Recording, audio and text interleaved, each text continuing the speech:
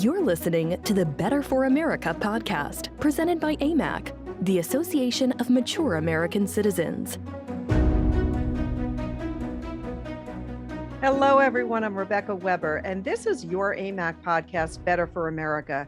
It is an exciting day today as we have with us someone in the thick of the political process, a bit of a modern seer, someone who has successfully predicated the future with his polling and who, rather remarkably, predicted President Trump's 2016 win when almost no one else did. Please welcome the highly respected Trafalgar Group leader, a remarkable strategist and pollster, Robert Cahaly. Thank you so much for being with us today. It's an honor to be here today. Wonderful. I just want to share a little background here. At age 10, sir, you began working in politics, campaigning door to door for a local race. And 3 decades later, you're working on getting to the truth in 2020 in 22 states and at all levels of politics. So I'm truly pleased to introduce you today and have you with us. Robert, too many of us here listening to our members, modern polling is a bit of a mystery. It's like trying to pull a rabbit out of a hat or predict the future with imperfect information. But yet you and your group, the Trafalgar Group, seem to have the secret sauce, I like to call it, the ability to find truth or predict likely outcomes when others fail, and they do often fail. So maybe without giving away your trade secrets, you could help educate us. Let AMAC members see how you do what you do and why you seem to be able to get done the things that you do with accurate outcomes when so many others miss the mark. How do you do it? And what is your method that has been so regularly successful? Well, we do have some trade secrets that we aren't going to share, but most of it is what I consider to be pretty obvious. We live in a different day and age. Most of the polling system that is used today is based on a very old model that basically relative to when the phone was invented.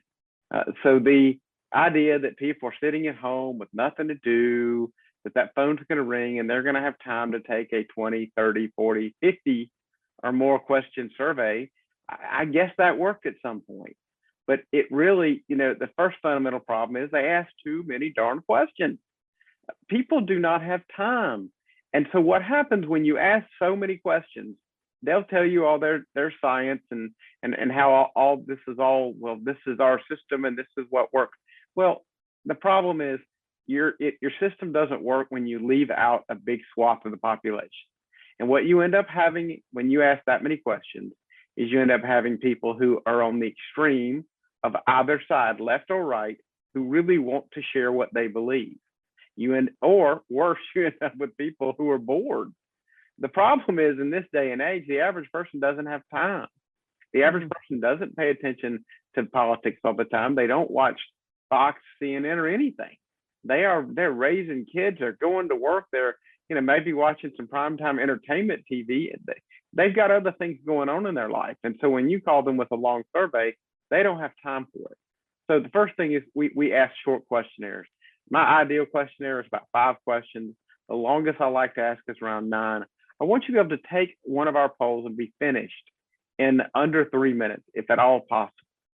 The second is we hit people in a way that they can respond. That we've seen people get settled in. Well, all they do is live calls. Well, that's great. But do you know any young people who answer the phone? So what you have to do is you have to give people different ways to participate. So we do everything from live callers to automated calls to text. And I'll tell you, we love text because text get young people and get incredible participation out of people who are transient, who don't really have a home line. They move from time to time. And that number is kind of their only way that they stay in touch with people. We find that we get a great participation. We also use emails and we use some other collection methods that we don't always share. But we use at least 5 mixed. Our goal is in every poll. And we make sure we get to the people we need to get to. And we don't start with, we have to hit this many people on email and this many people on text. No, I start with a demographic and geographic idea of what I need. And I'm going to fill in those gaps with whatever method works. Sometimes We were in the middle of a race in the primary this year in Virginia, and frankly, it was all live calls because people had been texted and emailed and called to death. And so we had to really rely on live calls. We did some in Louisiana, but we had to do most of them text because we were dealing with districts where people just didn't have home lines. So we base what we use to contact on what it takes to get the proper sample, because getting the proper sample is also essential. What a lot of these modern groups are doing is they're oversampling certain groups, tremendously undersampling other groups, and then they're using what's called weighting, where if they needed to get 30% African American and they only got 12, they'll just say, well, we're going to weight the 12 up to 30. Well, that gives, that is taking what 12% said and giving them the weight of 30. And too much weighting, I think, skews your polling. And so we like to get it right the first time and not use so much weighting. The other thing is we like to ask questions that give people a way to tell us the truth. Well, maybe the answering the question straight on is not the way to do it. I learned something from an old pollster in South Carolina. His name was Rod Sheely, and he was a contemporary of Lee Atwater. And and I grew up in South Carolina doing politics. And what he used to say is you need to give people a comfortable way to tell you something uncomfortable, tell you something unpleasant. And so we have other questions that help do that. And, in 2016, we asked, who do you think the majority of your neighbors are for? And then we saw all of the other polling companies start to use that question after we brought it to the forefront again in 2016. It had been used before, and it was part of overcoming what's called the social desirability bias, which is the tendency of people to give an answer that they think will, put them in the best light to the person asking the question. And so this is a tactic been used before. It kind of gone out of fashion as people deny social desirability exists, but those people don't make any sense. After 2016, they were convinced, oh, we didn't wait enough for education. Oh, we're going to fix it. We had their little meetings and all that stuff, and they're going to solve the problem. Well, 2018 was their dress rehearsal, and guess what? We're the only company in the country that saw DeSantis was going to win. These guys made the same mistake. You had social desirability with DeSantis, Gillum. They all got it wrong again. So they didn't learn anything. They're waiting based on education didn't work, and that's why they ran into the same problem in 2020. In 2020, we had the lowest average error per state of anybody. We did, I believe, at 7 battleground states, we had the best poll, and they keep making the same mistakes. And you got to wonder at some point, is it really about them making mistakes, or are they having such an agenda? I mean, is the poll designed to reflect the electorate, or is the poll designed to affect the electorate? And it's a fair question. That is a very good question. People do tend to like to follow the herd, if you will, right? And feel more comfortable sort of looking to your right and to your left to see what other people are doing. And so you wonder if there is some sort of psychological manipulation in the way in which some of these poll numbers are presented to the American public. I want to ask you about the 2020 election because it was such a jarring event. Without getting into any real detail there, I do want to look forward. The outcome in 2020, I thought for sure that it was going to go for President Trump, and then suddenly not so.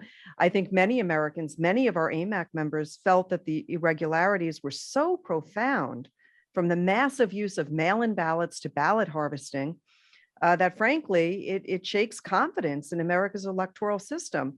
And I think many fear that if states don't protect themselves against fraud, that we could find 2022 twisted by events and influences that we just can't control. So as we're watching this cascading set of bad decisions from the administration, whether you're talking about the border crisis, crime, defunding the police, the economy, inflation, excess spending, so many socialist priorities. We see what's happening in China and now Afghanistan. We're looking to 2024. So I want to ask you, what can you share with us, if anything, about what you're seeing and what your polling suggests about where we are now, where we may be in 2022, and what may lie in store for us in 2024? Well, obviously, there are a lot of people concerned about the integrity of the election. There are certainly a lot of things that happened in 2020 that I cannot explained statistically that don't make any sense. But right now, our focus has got to be on the things that what people can really agree on to help us answer some of these questions. Because regardless which side you're on, if you're on the side that from the extreme side that Biden won and there was nothing that happened that was the least bit fishy, and to the other side that thinks that Trump won and it was completely fishy. If you're anywhere in that spectrum, what we can agree on is that, one, we want to have fair elections. Two, if the election result had been known election night, if when it was all said and done, the other states, as Florida and Texas and North Carolina did, were able to count all their absentee ballots and give an actual number that ended up being the number they stuck with the next 4 or 5 days, everyone would feel better about that election. It's that creeping sense that something's changing that makes people uncomfortable. And frankly, if anybody's unhappy with the election, and certainly if a majority of people are unhappy with it, we have to address those problems, because confidence in elections goes directly to confidence in government. And a lot of what happens, is based on the consent of the governed to participate in society. And so that cannot be eroded. And you can, people can blame that to the politician, but frankly, when things are so different and it looks like the election changes overnight, that's where the confidence was eroded. So if there was one thing that could be changed, I would love to see that. Just everybody pass a law that says the absentee ballot deadline is a week out and it's got to be in, and they're counted election night. I think that would instill a lot more confidence. The one thing I think people could also agree on is that if we had run it by the 2016 rules, the outcome would have probably been different. Now, some say that the 2020 rules were more fair and more inclusive. Those are arguments that can be had, but this system was new in a lot of places. And sometimes, I always say it's not, what happened in 2020 is not like, so I don't look at it as some master plan for fraud. I look at it more like if you came into a bank and you told the employees to leave and you left the doors unlocked and you turned off the cameras and you opened the vault and you said, now, hey, nobody should steal anything. What's going to happen? Right. People that are going to do bad things are going to do bad things when you make it easy. And people that have integrity are going to do good things, even when bad things are easy. So we need to look at the system that was way too much on the honor system. But looking forward, I see certain issues kind of trending. First thing we find is people are really tuned out. We see it every day. People say, well, I can't, I hear from the left and the right. I can't watch the news. It just makes my life worse to watch the news every night. I don't watch cable TV. I hate it. It bothers me too much. Yeah. So every story, we deal with these people all the time, especially in politics, the Beltway crowd that thinks everybody's tuned into everything. Well, they're not. So only certain stories are cutting through and getting past to average people. And the stories that we see getting past the average people are the border. They see the images from the border, whether they see them on the news, whether their friends share them on Facebook, whether they see them on TikTok. They're seeing those issues. They're seeing those videos. They realize there's a problem there and that there's a fence that people are going around that wasn't finished and will stop being built. They know that Russia got a pipeline and America didn't. And they know that they're paying too much for gas and they don't like it. They know they're paying too much for a lot of things because of what the government spends and they don't like it. On the other hand, there are people who have money in their pocket that came from the government, and make no mistake, they do like that. Mm-hmm. We saw that in Georgia. The promise of another $1,400 was enough to swing the election. Biden was in town and with Ossoff and with Warnock saying, if these guys win, you get Schumer and you get your $1,400. There's numerous articles about it. So when people tell me what happened in Georgia, I say, no, I was there. I know what happened. And you're reading it wrong. You can't give away people.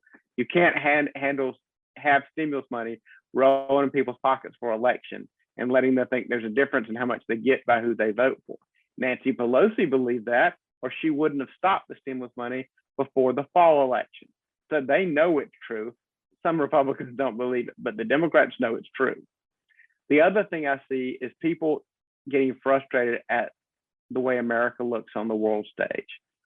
What's happened in Afghanistan, just like the images of the towers falling and people, jumping off and all that affected one generation. The next generation, remember those people falling off those planes, those people running behind those planes.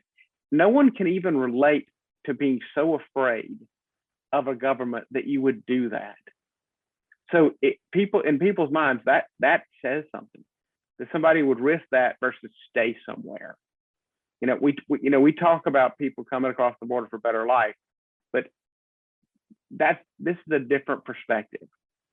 And now people who grew up post 9/11 really didn't understand what the Taliban was, what was going on, and they're hearing about the treatment of women and the harshness they deal with people. They kind of forgotten our attention span is really short. And so this is reminding people of a lot, and seeing America letting another country tell us when we have to do something. There's an American ego that can't really handle that. And knowing that it's just unexplainable restraint and not our inability. If somebody 10 times as strong as you says, hey, you're not going in this room or I'm going to punch you, then, well, you pretty much have to listen to what he said. But if you're the big strapping guy and the little guy's telling you don't come in here, your restraint is hard to explain. And so people don't understand that, and they're beginning to understand that it makes America look weak, and they don't like feeling weak. People like the idea of America being strong and it being the remaining superpower. And this looking like this is making them very concerned. And we see an overall concern about China. People are a lot more concerned about China than I think somebody in Hollywood and somebody in corporate America know. People would just as soon not buy anything from them. They're very concerned about it, and it's one of those things where these two things together are making them very nervous. And last, the reaction to COVID. I mean, again, it goes back to the confidence in the government. People see what they see as overreaction to it. People are seeing tactics that they don't like. A lot of Republicans I know said, hey, I took, they will say, I'm taking the vaccine because Trump fought it to get it for us, and I should. And and people are blaming the Republicans aren't taking the vaccine. Well, the president says take the vaccine. Most of the hosts on TV say take the vaccine. So a lot of this movement is being blamed on the right, and I don't think that's necessarily fair. Very interesting. Robert, you've helped everyone from Amac members to Fox News understand what is or may be happening inside the Biden administration. I'm curious, who is viewed as being in charge? What do people think that this White House is doing? To many of us, it looks like a train wreck, a national policy that's so far off course that it has left the track. We're seeing wasting tax dollars on crazy programs that no one really wants. It's getting worse by the day. I was wondering if you could maybe talk through one or two recent polls and their findings to help us understand what you're seeing sort of ahead of the curve, if you will. Well, we have one I think you're referencing is we had 57% of people don't think Joe Biden's actually in charge, which was why we've seen on our polling, we see about a 7 or 8 point margin of Biden being more popular than his policies. But now that person's popularity is starting to catch up with him, because he flat out took credit for Afghanistan. And even though he ended up blaming a lot of people in his speech, he started by saying it's my fault, it's my policy. But what you're seeing is there's kind of a divide. We have some people who say, hey, it's Pelosi and AOC and they're the ones calling the shots. And then we have people who say it's kind of the deep involved people in deep state type that have been around a long time. I hear what's her name, Ms. Rice, Susan Rice's name brought up a lot as somebody who is a puppet master. And obviously, I mean, she's a very intelligent individual, and there's no reason she couldn't be if that's the role was extended to her. Some think it's Kamala Harris. So it's a mix of who they think is behind him, and some think it's big tech, and it's a combination of big tech and that he's compromised with Chinese. I mean, I don't know exactly in any individual one that they think it is, but it seems like in their mind there's an oligarchy out there somewhere that's calling the shots. But what we're seeing now is this. It's almost like the mainstream media has decided we have to move on. We saw an initial what appeared to be kind of their plan was to have him and put somebody else in there as put Kamala in there down the road, and then she was so unpopular they kind of abandoned that plan, and then they see this and the evidence.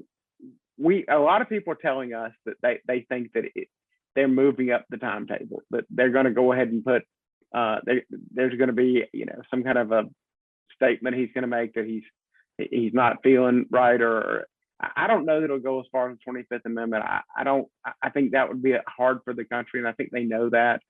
But just like I think the Rasmussen poll showed also that people didn't think he'd serve out the 4 years. I think that is less likely today than it was 2 weeks ago, and it had been on the way up, frankly, because of how unpopular Harris was. But I think there's a consensus now that they want to the people that are the party bosses and that side want to go ahead and give her a shot, because they really don't think things could get worse, and they feel like she might be able to turn things around.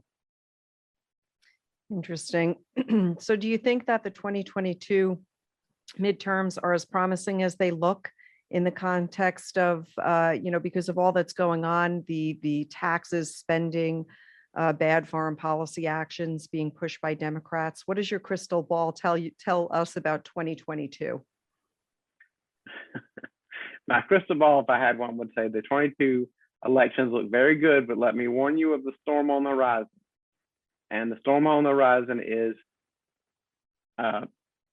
we could have variants of COVID that come back, and this continues, and the Republicans look like they've gone out too far and not take the virus seriously. And the second thing that worries me a lot more than even that is passing something that puts checks in a lot of voters' hands and can sway their votes.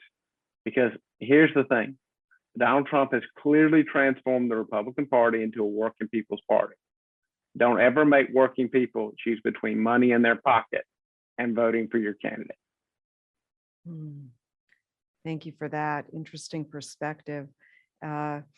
Thinking forward again, what do you think currently are some of the, I guess, the biggest issues that are coming? Maybe that's one of them you just mentioned. That's certainly something that we could see unfold. But what do you think AMAC members can do to help assure that we don't lose our key freedoms? Well, one of the first things to do is stay in touch with your members of Congress, especially when they're home. When there's events, go to them.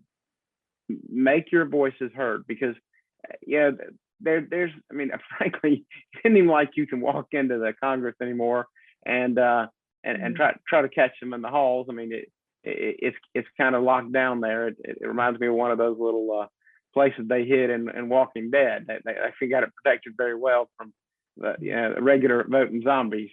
But the fact is, when they're home, share your thoughts. You'll run. Good congressmen, good senators go to the same grocery store you do. You will run into them at dinner. You will run into them at the dry cleaners. Instead of just saying hi, don't be hesitant. Share your thoughts. Though it might seem anecdotal to you, trust me, I've been in politics a long time, and politicians will really doubt something scientific if they have heard from a lot of people they know that express a different view. So give them your view. Don't just say hi, be polite. Be polite. They will listen to you a lot more if you're polite, but tell them how you feel and how strongly you feel about issues. That's the number one thing you can do. And frankly, it's more effective than emails and stuff like that, because those don't those just kind of go in and get dealt with by staff, and staff can choose to share what they want to share. Very good point. And we're doing so much here at AMAC. People can find out who their elected representatives are simply by going to our tools and resources button on our website. And there we do give you some good information, but really, really smart to do this on a very grassroots level. And I encourage that. We encourage that here at AMAC as well. I need to ask you a final question here. The past few weeks, there's been significant unrest in the Middle East. We're talking Afghanistan, and it breaks my heart to see what President Biden has allowed over there. It's even more devastating to those who fought against the Taliban and those who died on 9/11. You recently had your team survey the crisis in Afghanistan, and you posed the question, what best describes how you feel about how President Biden is handling U.S. military operations in Afghanistan? And I personally disagree with his handling of this major crisis. Could you tell the AMAC members, our AMAC members, your thoughts on the current situation, the outcome of that particular poll? Yeah, I mean, that poll was finished up Sunday when this had just started. And even then it was, I think 69.4 or something like that, 70% who were unhappy, who strongly disapproved or disapproved. And the ones who approved of it, every president, Trump used to talk about if he shot someone on Fifth Avenue crowd that would stand with him. Biden has that crowd too. There's a crowd that is going to back the president no matter what they do. Among those who are in the 30% who were supportive, there are also people who just want out of Afghanistan. They don't care who we leave. They don't care who dies. They just want us out. But most of those people that held that position were people who just, like Biden, they don't want to think they didn't vote for the right candidate, and they're going to stand with him. I would tell you, if we redid those numbers today, it would be a little worse, because things have gotten worse, not better. And that was before the Taliban was issuing deadlines that we were respecting. That was before a lot of the images had even made it out. That was just people knowing. That was pretty much the fog of they took over the country in a week and a half. That's what that poll represents. So I think that's gotten worse, and it is really his contradictory statements, I think, also have contributed to this, because people hear him saying things and then hear his own State Department, his own generals basically counteracting what he just said. And so that's why there's the hesitance. And the other thing it's doing is, on the issue of COVID, when he wants to pivot and talk about COVID instead of this all the time, it's starting to put in people's minds, maybe COVID and focusing on it is a little bit of a distraction. I mean, it's one of those things where even if you didn't see that before, the way you see that in the middle of this crisis, he goes back to COVID, that people are starting to realize, well, maybe there's something to this. And most people that we talk to just are of the mind, hey, this is America. This country is based on self-governance. Give us the information, let us make good decisions, and trust us to make them. And that's the way they feel about it. And that's the way they feel about COVID. So they don't, they are going to make the calculated risk and take the precautions they think are best for them and their family. And that's where most people are. And so that's why pushing more and more kind of draconian rules is meeting with such resistance. It doesn't mean they don't take COVID seriously. It means that they're taking the responsibility in their own hands, and they don't want to be told. Yes. Yeah. Facts are stubborn things. And I think that when people attempt to sort of rationalize away why they voted for Biden, maybe a little cognitive dissonance in play there, that becomes more and more difficult when, as you said, you begin to see patterns repeat themselves where Biden might dodge a question over and over again and suddenly talk about things that, people are smart and people have good intuition. And I think average Americans are recognizing that there are a lot of things that they didn't vote for that are happening, that they're watching unfold. This has been wonderful. I want to thank you so much. It's just a pleasure to have you with us, Robert. You have given us so much to think about, as you always do. And I really do hope to see you again soon. I want to thank you for what you do for America, for your patriotism, and for your conviction. And I want to thank our AMAC members for tuning in today. If you haven't downloaded the AMAC News app, you can watch, you can listen to this podcast, track breaking news. Just hit the subscribe button, follow, like, and share wherever you are on social media. But that news app is fabulous. It's great, it's free, it's easy, and it's breaking news. So just reminding everybody to do that. Robert, thanks again for being with me today. It was an honor to be on the show, and look forward to staying in touch with you. Very well. And to all of you out there listening today, until next time, I'm Rebecca Weber. This is your AMAC podcast, Better for America. Thank you for being here. God bless you. And we'll see you next time. Have a great day, everyone. Thank you for listening to the Better for America podcast. To learn more about AMAC and all it has to offer, visit us at www.amac.us.